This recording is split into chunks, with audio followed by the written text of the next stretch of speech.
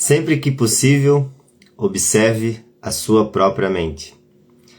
É isso que nos liberta do aprisionamento, do pensamento compulsivo, automático, reativo, dos limites do nosso conhecimento, daquilo que limita a nossa experiência. Seja muito bem-vindo, muito bem-vinda à live número 11, Live Frequência e Consciência. E hoje eu quero falar sobre a autoobservação, o poder de você observar a sua própria mente, de despertar uma nova dimensão na sua vida. Um poder que todos nós possuímos, mas que as crenças, desde criança, a nossa sociedade nos tirou. Ou apenas a inconsciência da grande maioria das pessoas que sempre conviveram à nossa volta, nos influenciaram a também viver nesse estado, de certo modo, limitado de consciência. Eu honro e agradeço a sua atenção, a sua presença em mais uma live, em mais um vídeo. Agradeço a Deus e ao Universo por mais essa oportunidade de estarmos aqui compartilhando e refletindo sobre algo tão fundamental em nossa vida. A verdade é que a gente vive em uma realidade automática, né? Automatizada, programada. E por incrível que pareça, é algo até que eu estava pensando ontem, após uma reflexão que eu ouvi aqui na internet, e que faz muito sentido. A gente realmente aprendeu a viver a vida do modo ao contrário. Tudo está ao contrário. E quando a gente abre o nosso leque, a nossa consciência, nossos olhos, né, para o que realmente é a realidade, e aí parece muitas vezes um papo de maluco, né, um papo de louco, mas é onde entra a metafísica, onde entra o olhar para a vida como energia. Tudo é energia, né? O que a gente é, o que a gente sente, o nosso corpo, tudo é forma de energia. Quando a gente olha então para isso, desse modo a gente percebe, né, com mais facilidade o quanto a gente aprendeu a viver no automático e a viver realmente contrário do que é a vida. É como se a gente utilizasse o poder que a nossa mente tem de criar aquilo que queremos para cada vez mais viver a realidade que não desejamos. E por que é fácil provar isso, né? Reflita comigo. Se não é fácil a gente entender que ao menos a grande massa, a maioria das pessoas, elas estão vivendo nesse modo contrário da vida, utilizando as leis, né, indo na contramão das leis naturais da vida. Por que é fácil provar isso? Se você olha para a maioria das pessoas, seja a maioria das pessoas da sua família, seja a maioria das pessoas do grupo onde você trabalha, seja a maioria das pessoas dos ambientes onde você vive, a tendência é: a maioria não é satisfeita. A maioria não é feliz. Ou seja, se a gente olha, por exemplo, a nível de Brasil, né, a maioria não está satisfeito com aquilo que faz, ou está vivendo no modo automático, apenas alimentando o sistema. A maioria depende de antidepressivos. A maioria está dependendo, ou seja, tudo que está refletido na maioria acaba refletindo na gente também.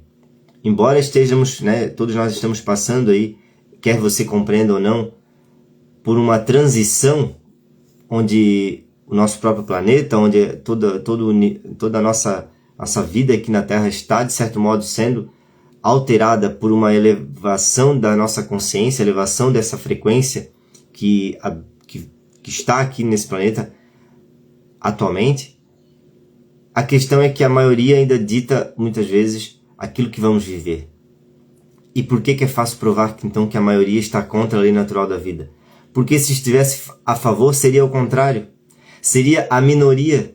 Seria os 5% que viveria na escassez. Seria, né, aqueles 10% que estão destoando do, digamos assim, do benefício de tudo que a maioria estivesse aproveitando. Mas a verdade é o que é o contrário. Só que olha só que interessante, a gente aprendeu a olhar para nós mesmos, para a nossa realidade, para aquilo que queríamos conquistar na nossa vida, sempre pelos olhares da média. E os olhares da média, isso já aconteceu desde lá da escola, onde você precisava assumir, né, precisava alcançar uma média nas suas notas. Então você poderia ser muito bom em matemática, mas você tinha que ter uma média muito boa ainda em biologia. E com isso você baixava a matemática e ficava na média. Então, por a gente olhar para a vida através desses filtros da média, a gente se acostumou a viver nessa energia mediana de estar sempre buscando prazer para amenizar a dor. E quando a gente vê, estamos perdidos nesse ciclo de ansiedade, de estresse, de buscar sempre a próxima conquista, mas quando ela chega já não é mais suficiente, então estamos buscando mais um prazer, e é por isso que a gente se perde tão rapidamente e nos perdemos de nós mesmos, e nos perdemos também em desenvolver realmente a nossa força interior. O que seria essa força? Seria a disciplina, seria você não se perder, a gente não se perder em vícios, seria a gente não cair em hábitos ruins que acabam também prejudicando a nossa saúde, seria a gente não comer com tanta facilidade ou gostar tanto de açúcar, seria a gente não viver muitas vezes num modo tão automático e sem perceber tudo que a gente busca fazer é só para satisfazer nossas vontades, que essa vontade na maioria das vezes está vindo também desse estado de consciência adormecido, desse estado de consciência que nos traz muita dor, muita incompreensão desde a infância. Então, veja só como se a gente continua a nossa vida inteira olhando só para fora, observando só o mundo à nossa volta, a gente vai estar sempre fugindo dos desafios, fugindo das batalhas, fugindo daquilo que a gente precisa vencer. Mas essa luta não é no mundo.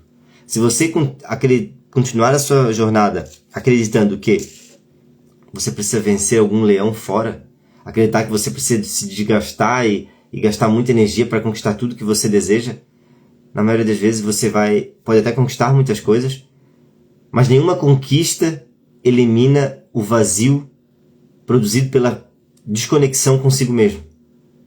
Nenhuma conquista elimina esse vazio da desconexão consigo mesmo.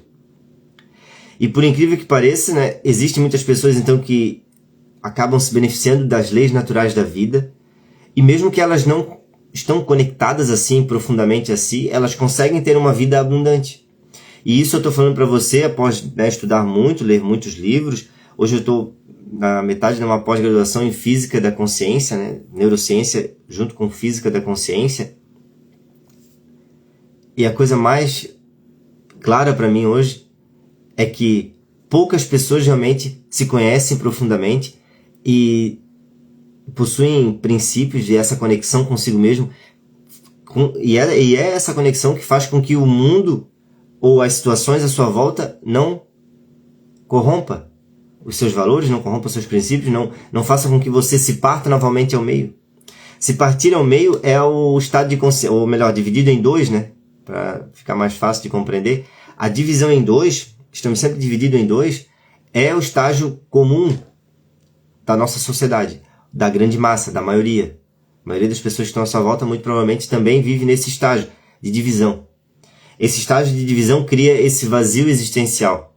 E a gente produz e projeta esse vazio para aquilo que observamos. Por quê? Porque os nossos 5 sentidos estão voltados para fora. E se ninguém nunca parar, ou se você, de alguma maneira, algo na sua vida não fazer você olhar para dentro, não fazer você desenvolver a auto-observação, de alguma maneira estaremos presos nesse limite das nossas percepções criadas pelo próprio pensamento. E aí tudo que você pode buscar conquistar na sua vida vai apenas criar um leve curativo nesse vazio existencial.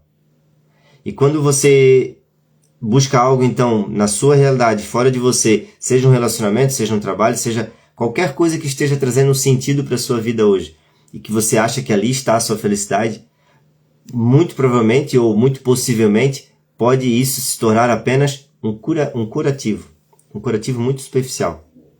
E é por isso que a gente se torna tão sensível a mudanças. É por isso que a gente se torna tão exposto ao fracasso.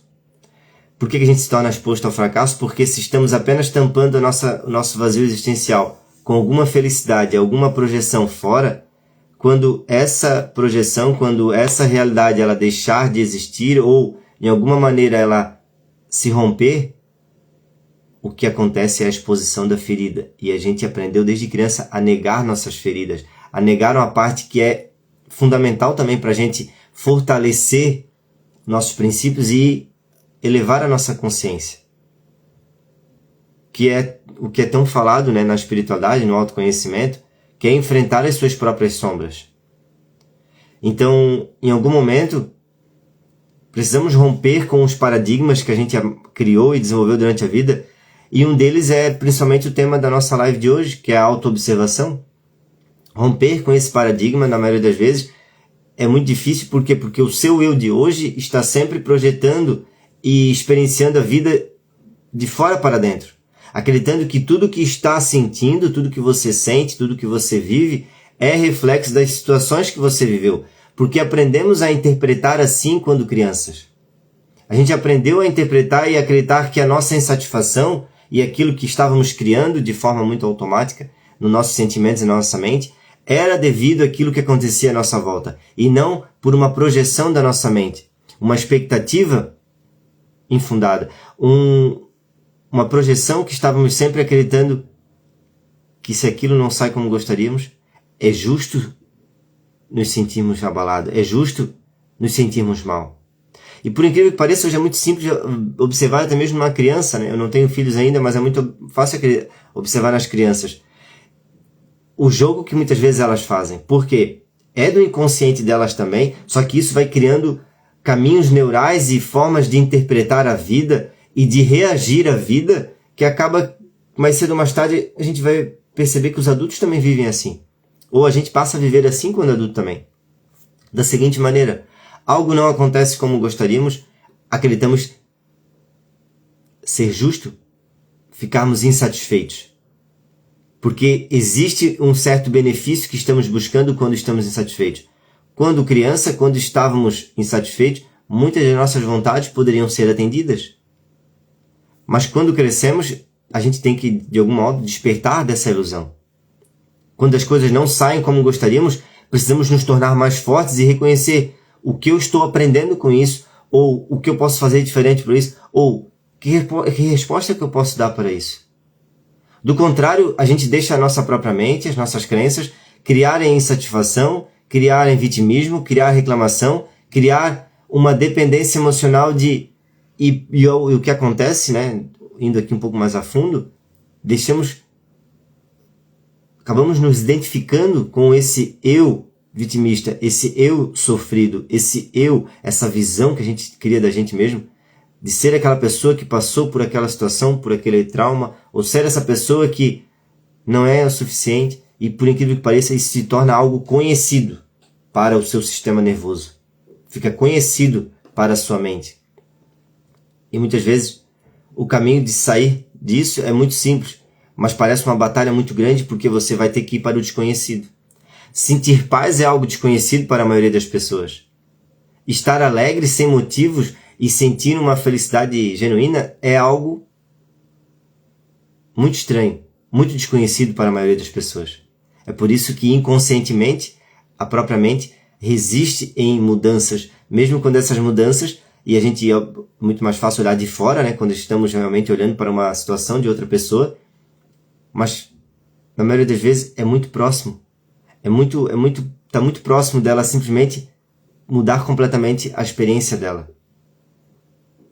Mas se em nenhum momento a gente perceber que não existe benefício em nos sentirmos maus, que nos sentir maus por algo que está acontecendo à nossa volta, ou, né, criar algum tipo de emoção e ficar preso a essa emoção, é apenas um desvio de rota. E que, na maioria das vezes, nos mantém presos nesses ciclos de prazer e dor. Precisamos, de alguma maneira, acordar para essas verdades. E a autoobservação é um caminho que eu descobri pouco a pouco, mas quando houve um rompimento de consciência, ou quando houve, de certo modo, uma grande virada de chave, eu precisei desenvolver muito rápido, ou precisei desenvolver para não perder a busca, aquilo que tinha chamado a minha atenção. Porque a autoobservação é a capacidade que você tem de observar a sua própria mente, observar as suas próprias emoções, reconhecer sem se identificar, apenas observar. Porque quando somos capazes de observar a nossa mente, surge um novo fator. Esse fator é a sua presença. Quando somos capazes de observar a nossa própria mente, criamos um certo espaço que antes não existia. É o espaço da sua presença.